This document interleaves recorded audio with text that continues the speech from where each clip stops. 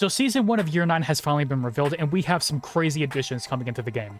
So let's talk about the more interesting stuff first, and starting with Deimos. Deimos is our newest attacker into Siege, and he is a 2-speed 2 armor that comes with Nomad's AK-47, the M590 shotgun that you can find on Smoke, and he comes with a brand new gun, the Vendetta 44, with secondary gadgets of frag grenades and the secondary hard breach gadget. His new primary gadget is called the Death Mark. It's a mini helicopter drone that Deimos can send out to track one defender. In order for him to mark them, they have to be previously pinged or revealed during the preparation phase. Again, he can track whatever defender he wants by using the secondary gadget action that you can see similar on Capito and Sophia.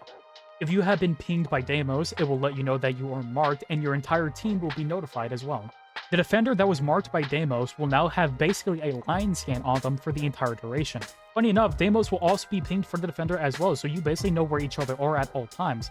But again, the defender has a line scan, while Deimos basically just has regular red pings. Things you need to know about this gadget is once Deimos marks a defender, only Deimos can see it, so his teammates cannot see that defender at all. And again, for the defender, once they get pinged and when they see Deimos, only they can see Deimos, not the other defenders. Operators like Vigil, Tuberal, and Mute can actually counter this gadget. However, if you've already been pinged by the Death Mark, then you can still go into the radius of a Mute Gemmer. But if you leave that radius or if the Mute Gemmer gets destroyed in whatever way, then whatever timer was left on the Death Mark, it will continue to go after that. So if you already have a Death Mark and you don't want to get pinged, you have to stay in the radius of a Tuberal gadget or a Mute Gemmer. My honest opinion about Deimos so far, without playing him, he seems like a really cool and creative operator. And I gotta be honest, I'm a sucker for revolvers in video games, so now that he has a new one with a scope and it seems really good, I cannot wait to play him. Moving on to other gameplay elements, the Azami rework is finally coming into the game. And it's a very simple one. You can now destroy the Kibas with bullets.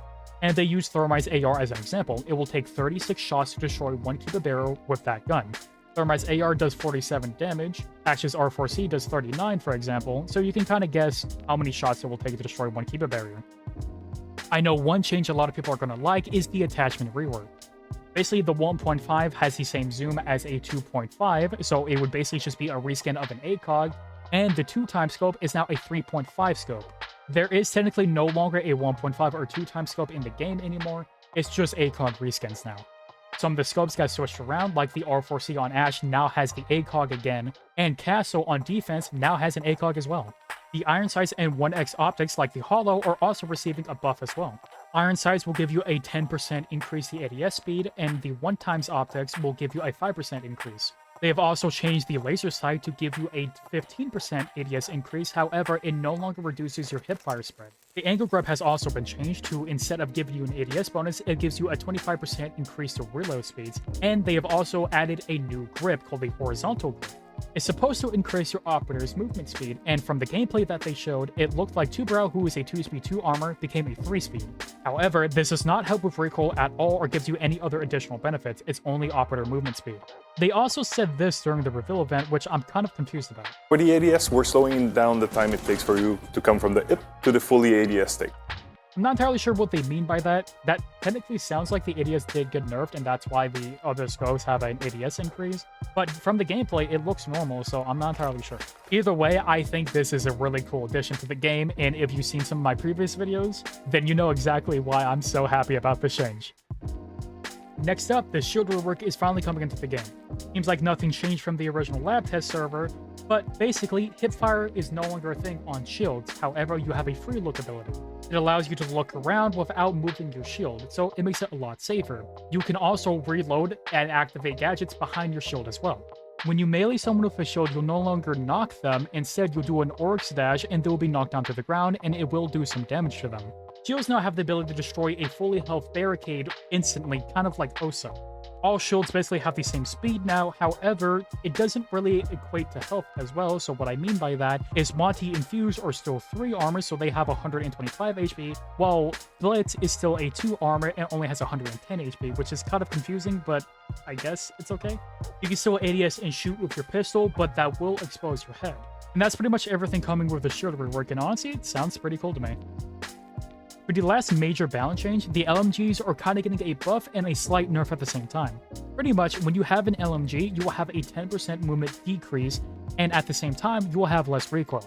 They're pretty much making it the LMGs what an LMG is supposed to be, and if you saw one of my previous videos, you know I had a similar idea to that, and so I'm very happy by that as well. There are some quality of life improvements in the season as well. Like when you are trying to throw something like a grenade or a drone, it will now give you a visual icon of where it's going to be thrown. For an operator like Sense, this just indirectly buffs them, and it's a nice quality of life improvement.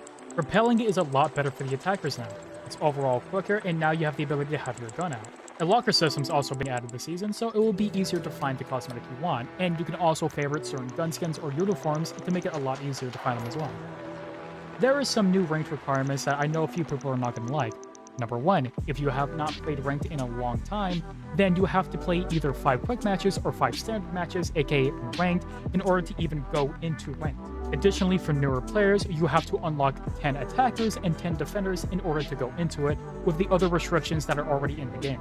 However, there are new rewards in the rank system now, like this thermite headgear that you get once you hit gold.